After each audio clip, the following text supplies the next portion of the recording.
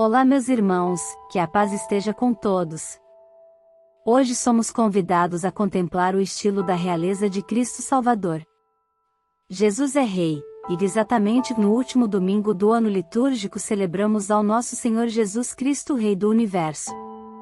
Sim, Ele é Rei, mas seu reino é o reino da verdade e da vida, o reino da santidade e da graça, o reino da justiça, o amor e a paz. Um Rei bom, manso, que vê o bem das almas. O meu reino não é deste mundo. Ouçamos o Santo Evangelho. Pelo sinal da Santa Cruz, livra-nos, Senhor nosso Deus, de nossos inimigos. Em nome do Pai, do Filho e do Espírito Santo. Amém. Proclamação do Evangelho de Jesus Cristo segundo Mateus. Glória a vós, Senhor. Paixão de nosso Senhor Jesus Cristo, segundo Mateus. Naquele tempo, Jesus foi posto diante de Pôncio Pilatos, e este o interrogou: Tu és o rei dos judeus? Jesus declarou: É como dizes. E nada respondeu, quando foi acusado pelos sumos sacerdotes e anciãos. Então Pilatos perguntou: Não estás ouvindo de quanta coisa eles te acusam? Mas Jesus não respondeu uma só palavra, e o governador ficou muito impressionado. Na festa da Páscoa, o governador costumava soltar o prisioneiro que a multidão quisesse. Naquela ocasião, tinha um prisioneiro famoso, chamado Barrabás. Então Pilatos perguntou à multidão reunida: Quem vós quereis que eu solte, Barrabás, ou Jesus, a quem chamam de Cristo? Pilatos bem sabia que eles haviam entregado Jesus por inveja. Enquanto Pilatos estava sentado no tribunal, sua mulher mandou dizer a ele: Não te envolvas com esse justo, porque esta noite, em sonho, sofri muito por causa dele. Porém, os sumos sacerdotes e os anciãos convenceram as multidões para que pedissem Barrabás e que fizessem Jesus morrer. O governador tornou a perguntar: Qual dos dois quereis que eu solte? Eles gritaram: Barrabás. Pilatos perguntou: Que farei com Jesus, que chamam de Cristo? Todos gritaram: Seja crucificado. Pilatos falou: Mas, que mal ele fez?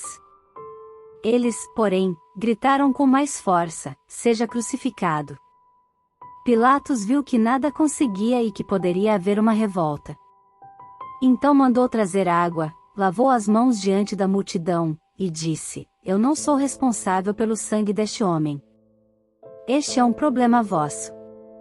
O povo todo respondeu: Que o sangue dele caia sobre nós e sobre os nossos filhos. Então Pilatos soltou Barrabás, mandou flagelar Jesus, e entregou-o para ser crucificado. Em seguida, os soldados de Pilatos levaram Jesus ao palácio do governador, e reuniram toda a tropa em volta dele. Tiraram sua roupa e o vestiram com um manto vermelho. Depois teceram uma coroa de espinhos, puseram a coroa em sua cabeça, e uma vara em sua mão direita. Então se ajoelharam diante de Jesus e zombaram, dizendo: Salve, Rei dos Judeus! Cuspiram nele e, pegando uma vara, bateram na sua cabeça. Depois de zombar dele, tiraram-lhe o manto vermelho e, de novo, o vestiram com suas próprias roupas. Daí o levaram para crucificar. Quando saíam, encontraram um homem chamado Simão, da cidade de Cirene, e o obrigaram a carregar a cruz de Jesus. E chegaram a um lugar chamado Gólgota, que quer dizer lugar da caveira. Ali deram vinho misturado com fel para Jesus beber. Ele provou, mas não quis beber. Depois de o crucificarem, fizeram um sorteio, repartindo entre si as suas vestes. E ficaram ali sentados, montando guarda. Acima da cabeça de Jesus puseram o motivo da sua condenação: Este é Jesus, o Rei dos Judeus. Com ele também crucificaram 2 ladrões, um à direita e outro à esquerda de Jesus. As pessoas que passavam por ali o insultavam, balançando a cabeça e dizendo: Tu, que ias destruir o templo e construí-lo de novo em 3 dias, salva-te a ti mesmo. Se és o Filho de Deus, desce da cruz. Do mesmo modo, os sumos sacerdotes, junto com os mestres da lei e os anciãos, também zombavam de Jesus. A outros salvou, a si mesmo não pode salvar. É Rei de Israel. Desça agora da cruz. E acreditaremos nele. Confiou em Deus, que o livre agora, se é que Deus o ama. Já que ele disse, eu sou o Filho de Deus. Do mesmo modo, também os 2 ladrões que foram crucificados com Jesus o insultavam. Desde o meio-dia até as 3 horas da tarde, houve escuridão sobre toda a terra. Pelas 3 horas da tarde, Jesus deu um forte grito, Eli, Eli, lama sabachthani? Que quer dizer, meu Deus, por que me abandonaste? Alguns dos que ali estavam, ouvindo-o, disseram, ele está chamando Elias. E logo um deles, correndo, pegou uma esponja, ensopou-a em vinagre, colocou-a na ponta de uma vara, e lhe deu para beber. Outros, porém, disseram, deixa, vamos ver se Elias vem salvá-lo. Então Jesus deu outra vez um forte grito e entregou o Espírito. E eis que a cortina do santuário rasgou-se de alto a baixo, em 2 partes, a terra tremeu e as pedras se partiram. Os túmulos se abriram e muitos corpos dos santos falecidos ressuscitaram. Saindo dos túmulos, depois da ressurreição de Jesus, apareceram na cidade santa e foram vistos por muitas pessoas. O oficial e os soldados que estavam com ele guardando Jesus, ao notarem o terremoto e tudo o que havia acontecido, ficaram com muito medo e disseram, ele era mesmo Filho de Deus. Palavra da salvação. Glória a vós, Senhor. Ele será traído, ele será flagelado, aprisionado, injustiçado, crucificado, morto. Mas Jesus entra em Jerusalém, diz a palavra, manso, sentado, montado numa jumenta, com profunda humildade. E podemos dizer sim, diante dessas palavras, sereno. Assim se encontra todo aquele que coloca a sua vida nas mãos do Pai, todo aquele que se abandona nas mãos de Deus. Serenidade, confiança. Ainda ontem eu partilhava com vocês uma frase dos padres da igreja, quando eles dizem assim, até mesmo a crueldade humana está à disposição do desígnio da misericórdia divina. Você compreende essas palavras? Até mesmo a crueldade humana está a serviço, à disposição do desígnio maior da misericórdia de Deus, ou seja, aquilo que nós meditamos tantas vezes, tudo concorre para o bem dos que amam o Senhor. Como diz o salmista, confiando em Deus, o meu coração está tranquilo, o meu coração está seguro, o meu coração está em paz. Veja, Jesus caminha para a sua paixão, mas ele sabe a vitória de Deus. Ele sabe que, na verdade, ele caminha para a nossa libertação, ele caminha para a nossa redenção, ele caminha para a ressurreição, por isso o passo de Jesus é firme. Ninguém tira a minha vida, eu a entrego livremente. E somos convidados também a entrarmos na Jerusalém com Cristo, com passo firme, para morrermos com Ele e então ressuscitarmos com Ele. Quantas vezes nós temos medo da nossa Jerusalém, não é? Temos medo de enfrentar a nossa paixão. Precisamos entender que as vitórias de Satanás aqui, elas são sempre vitórias temporárias, aparentes. A vitória definitiva pertence ao Senhor. Nós precisamos entregar a nossa vida nas mãos de Deus e caminhar com passo firme, na certeza que caminhamos para a vitória definitiva, para essa vitória eterna.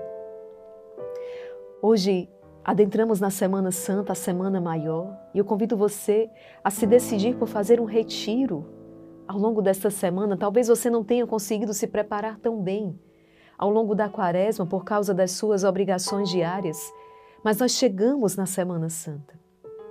Precisamos nos obrigar, de certo modo, ao maior recolhimento, a um retiro espiritual. Sim, eu sei, muitos de vocês, não é? A quase totalidade não vão conseguir parar as suas obrigações.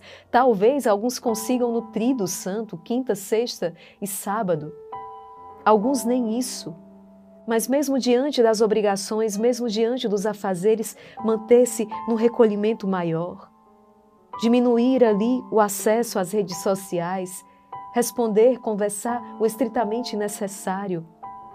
E num clima de silêncio, de maior recolhimento, estabelecer um diálogo maior com Deus.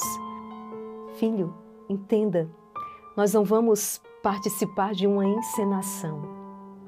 Aquilo que nós já vivenciaremos hoje, o Domingo de Ramos, a entrada de Jesus em Jerusalém, não é um teatro, porque isso acontece liturgicamente.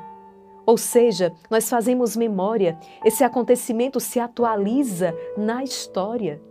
Verdadeiramente, Jesus entra em Jerusalém, nós entramos com Ele.